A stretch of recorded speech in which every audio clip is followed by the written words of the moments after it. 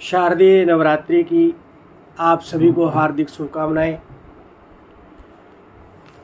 देवी का नवरात्र समाप्त हो गया है। अब अधिकांश व्यक्तियों के मन में यह आशंका रहती है कि हम देवी का विसर्जन कब करें।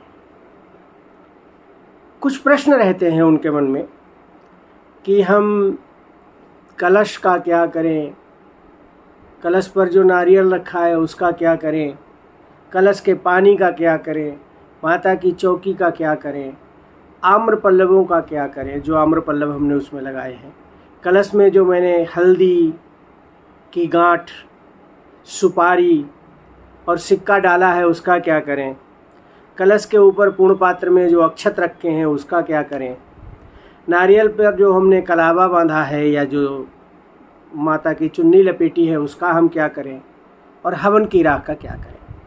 ये सब प्रश्न जो है वो नवरात्रि का हवन करने के उपरांत हमारे मन में आते हैं। आइए इन सब प्रश्नों का एक एक करके हम समाधान ढूंढते हैं, समाधान निकालते हैं।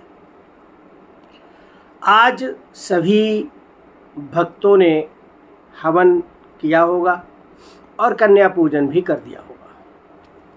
कन्या पूजन के पश्चात हम जो कलश हमने सजाया है देवी माँ के लिए, उसको हम हटा सकते हैं, विस्थापित कर सकते हैं। विस्थापित करने के लिए हमें क्या है कि सर्वप्रथम उस कलश को हम उठाएं। इससे पहले हम उस कलश के पास जाएं और कलश को प्रणाम करें कि भाई अब नवरात्रि समाप्त हो गई है। जो जो देवतागण इसमें कलश में विराजमान हैं या हमने आवाहित किए हैं वो सभी अपने अपने स्थानों को चले जाएं। इसका एक मंत्र है, अगर आप चाहें तो वो पढ़ सकते हैं, और अगर नहीं तो याद है तो कोई बात नहीं। मंत्र है यान्तु देवगणाः सर्वे पूजामादाय मां कीम इष्टकाम समृद्ध्यर्थम पुनरागमनाय च। यानी कि जो जो देवगण हमारे पास आए हैं वो सभी अब जो है विसर्जित हो जाएं, केवल गणेश जी और लक्ष्मी हमारे यहाँ विराजमान रहें और बाकी देवगण सब चले जाएं।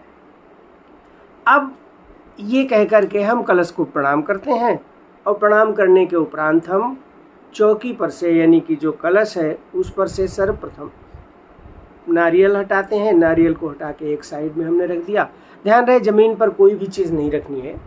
नारियल को हटा के एक साइड में किसी स्थान पर रख दिया, किसी चौकी पर रख दिया या किसी पात्र में रख दिया। उसके बाद पूर्ण पात्र को हटाया और पूर्ण पात्र को हटाने के बाद हमने उस कलश को उठाया। अब कलश को उठा के हमने बाएं हाथ में रख लिया। बाएं हाथ में हमने यहाँ कलश रख लिया। अब कलश में जो आम्र पल्लव पड़े हुए हैं उन आम्र पल्लवों से हम कलश के जल द्वारा, यानी कलश के जल से आम्र पल्लवों के द्वारा अपने घर को सिंचित करेंगे, अभिषिक्त करेंगे। मतलब आम्र पल्लवों से, उस कलश के जल से हम अपने घर में, यानी हर कमरे में छींटा मारेंगे। आप अपनी सीढ़ियों पर छींटा लगा दें, मेन गेट पे छींटा लगा दें, छिड़क दें, वो जल का छिड़काव कर दें। बाथरूम में जल का छिड़काव नहीं करना है, छत पर भी जा कर के जल का छिड़काव कर सकते हैं। तो उस जल से हमने जल का छिड़काव कर लिया।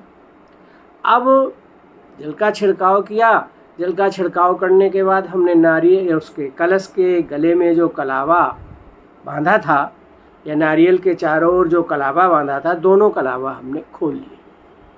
और दोनों कलावा खोलने के बाद जो आम्र पल्लव हैं उन आम्र पल्लव से हम बंधनवार बनाएंगे उन कलावों से, और बंधनवार बना करके हम उन्हें अपने घर के मुख्य द्वार पर मान देंगे, सजा देंगे। अब रह गए कलश के जल का क्या करें।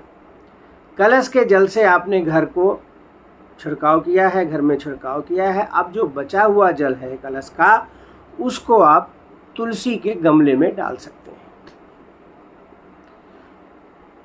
अब दूसरा प्रश्न ये है कि कलश में जो हमने हल्दी की गांठ, सुपारी और सिक्का डाला है उसका क्या करें।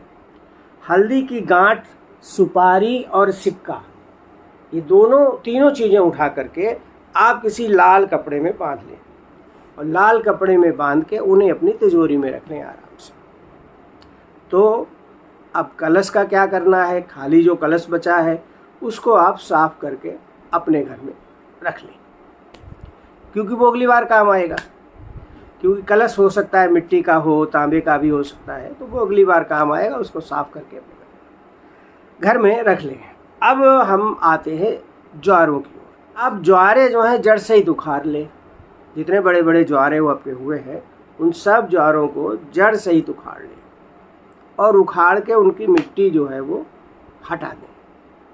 और मिट्टी हटाने के बाद उन ज्वारों को आप किसी गौशाला में जा कर के या किसी गाय को खिला दें। उन ज्वारों के नीचे जो मिट्टी बची है उसका हमें क्या करना है, ज्वारों के नीचे मिट्टी जो बची हुई है उसको आप अपने यहाँ एक नया गमला लाएं, उस गमले में वो मिट्टी भरें और उस मिट्टी में तुलसी का एक पौधा लगा दें। तो कलश के जल का उपयोग हो गया, कलश का उपयोग हो गया, कलश के गले में बंधा जो कलावा और नारियल में जो आपने कलावा लपेटा था और कलश पर जो आम्र पल्लव रखे थे उनका उपयोग हो गया। अब कलश में जो आपने सुपारी, हल्दी की गांठ और जो सिक्का डाला था उनका उपयोग हो गया। अब आते हैं हम पूर्ण पात्र की ओर। कलश के पूर्ण पात्र में आपने चावल भरे थे। अब उन चावलों का हमें क्या करना है, वो चावल हम अपने घर में खीर पूरी बना करके तो खा नहीं सकते हैं उनको, तो चावल जो है हम या तो मछलियों को खिला दें या चिड़ियों को खिला दें या गायों को खिला दें, तीन में से कोई भी काम आप उनका कर सकते हैं। अब जो है वो नारियल का हम क्या करें। नारियल के संबंध में काफ़ी कुछ शंकाएं हैं। उसमें कुछ लोग कहते हैं कि इसको आप उठा के अपने मंदिर में रख लें, तो मंदिर में रखेंगे तो नारियल कुछ दिनों के बाद ख़राब हो जाएगा। कुछ लोगों का कहना है कि उसको जल में प्रवाहित कर दें, अगर जल में भी हम प्रवाहित करते हैं तब भी वो नारियल ख़राब हो जाएगा। तो ये मेरा अपना व्यक्तिगत सोचना ये है, व्यक्तिगत समझ है कि वो नारियल तो देवी माँ का प्रसाद ही है, इसलिए हम उस नारियल को फोड़ के उसके जल को सभी लोग ये ग्रहण करें, नारियल के अंदर जो जल है उसको ग्रहण करें और उस नारियल को प्रसाद के रूप में ग्रहण करें। वो देवी माँ का हमारे लिए प्रसाद है। अगर आपको ये अच्छा नहीं लग रहा है कि आप उसे खाएं तो आप उसे जल में भी प्रवाहित कर सकते हैं। इसके अब रह गया कि भाई पूर्ण पात्र के चावल हो गए, कलश पे रखा नारियल हो गया, कलश हो गया, कलश पे पड़े आम्रपल्लव हो गए, कलश में जो अन्य तीन वस्तुएं पड़ी थी वो हो गई। अब ज्वारे हो गए, ज्वारे की मिट्टी हो गई। अब हमारे सामने प्रश्न आता है कि जिस चौकी पर हमने कलश स्थापित किया था उस चौकी का क्या करें। तो भैया वो चौकी जो है आप साफ करके अपने घर में रख लें।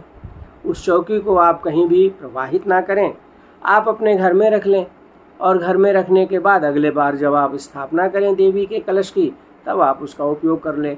इसी तरह चौकी पर जो आपने लाल वस्त्र बिछाया है उस वस्त्र को भी साफ करके आप अपने पास रख लें और उसको अगली बार उपयोग करें। अब जो हवन की राख बची है उसका हम क्या करें,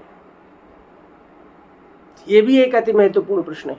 हवन की राख को हम जल में ही प्रवाहित करें, यही ज़्यादा अच्छा है, क्योंकि हवन की जो बची हुई राख होती है उसको हम अपने घर में नहीं रखते हैं। अब रह गया जो हवन में हमने पूजन सामग्री में जो फल चढ़ाए थे उनका क्या करें।